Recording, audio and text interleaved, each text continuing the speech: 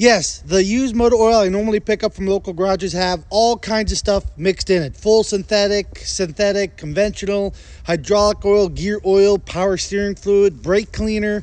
It does not matter. All you have to worry about is the viscosity.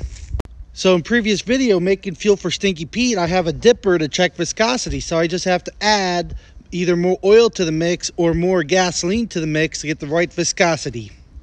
So the viscosity to match diesel fuel exactly for like a furnace is usually a 40% gasoline to 60% used motor oil.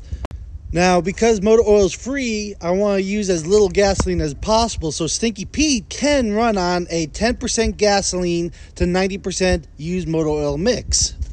Any thicker, the diaphragm pump is not strong enough to pump it out of the fuel tank, through the fuel filter, to the injection pump.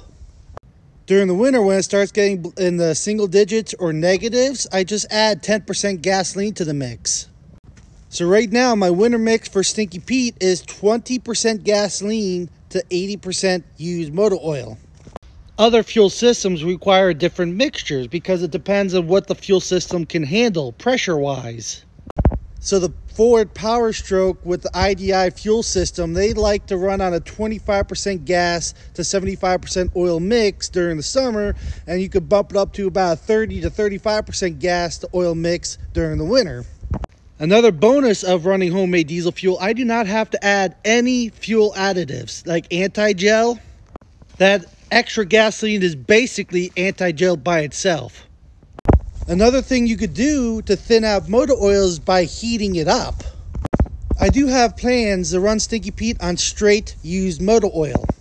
I have plans to hook up this heat exchanger later on.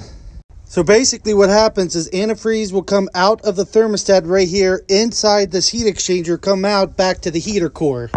Using that engine heat, the motor oil will go in and come out and get heated up to about 150 degrees.